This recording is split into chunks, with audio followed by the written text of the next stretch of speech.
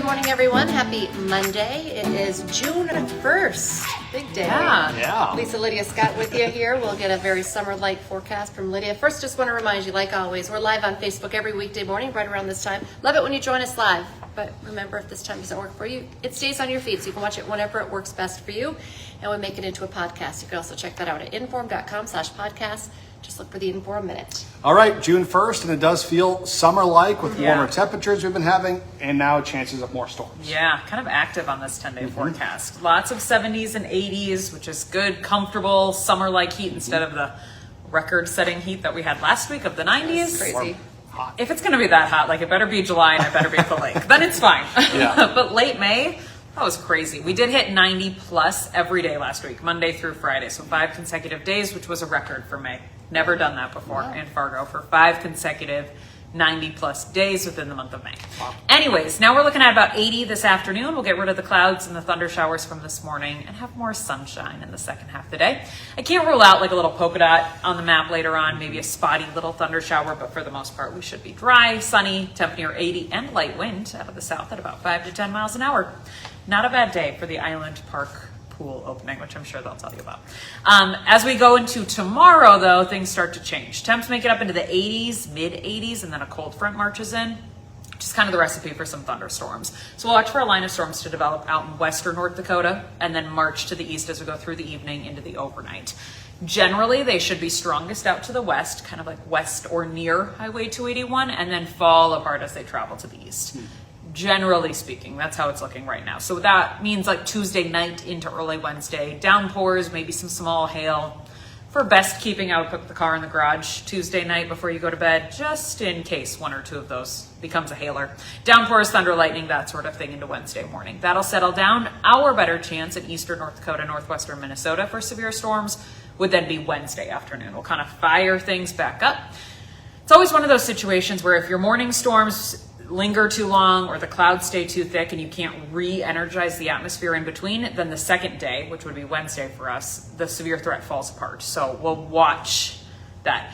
It's also one of those where the sun starts coming out and everybody's like, oh, it's turning nice. But that's all that's doing is adding energy and instability to the atmosphere to fuel the next round of storms for later that day. So it's a win and a lose situation. Yeah. So we'll watch for our better chance at some stronger storms by Wednesday. Severe weather is really hard. Just kind of those reminders that like what it's like to forecast severe storms. Not all of us will see rain. Some spots that do can quickly get a quick downpour. Over an inch or so is a possibility, of course, especially with any added humidity into the atmosphere. So yeah, we'll watch for it. We're more than 48 hours away. Got to be a little bit closer to get some more of the details. Anyways, by Thursday, looks like a nice day. Partly cloudy, temp near 80. Once again, Thursday looks nice. The next wave then takes aim Friday night into Saturday, and we'll just see what that looks like as we get a little bit closer. Lots of 70s, 80s, and chances for storms all over the 10-day. Okay. All right. I think that's all. Thanks guys. Okay, well, like Lydia mentioned, it's actually going to be pretty nice. Yeah, this afternoon. This afternoon.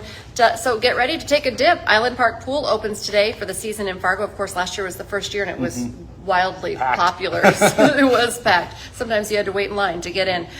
This pool opens officially at noon. It's 1 week ahead of all the other Fargo pools. So just because Island Park Pool is opening today, don't think all of them will. You can find admission and season pass prices on the Fargo Parks website. You will have to wait to go in the waiting pools in Moorhead, though. They were originally set to open today, but because of some recent improvements, they actually need a state inspection before they can open up for the season.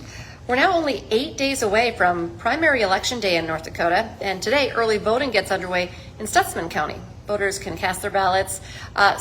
They're doing it already. It started at 8 this morning at the Stutsman County Courthouse.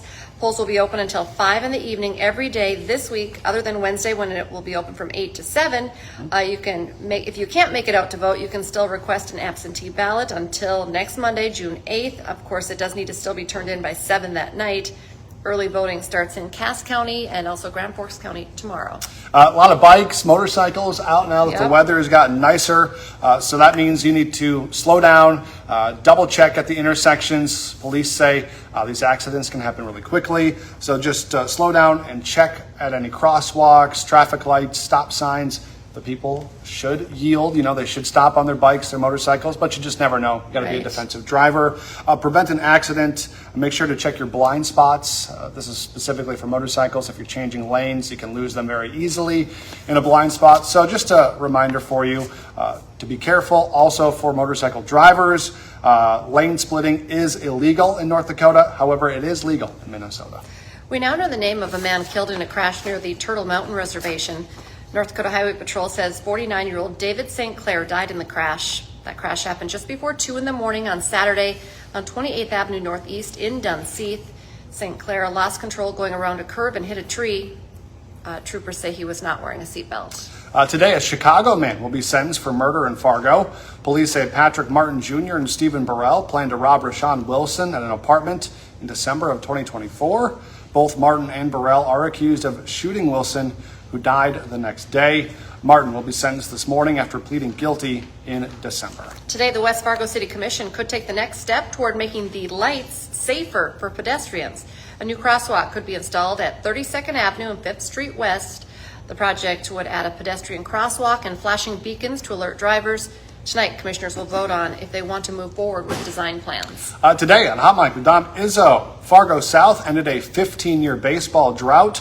Title drought this weekend. Standout pitcher Caden Nelson joins the show to chat about the Bruins championship win.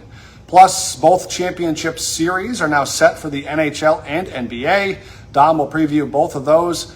They both start later this week. Hot Mic is live from 9 to 11 on WDAY Extra and Inform.com. And now's a great time to get that Inform.com subscription, 99 cents a month for your first 3 months. Just go to Inform.com/subscribe to check out the deals. Remember, join us for the rest of our newscast today. Our next one's at 11, then 4, 5, 6, 9, and 10.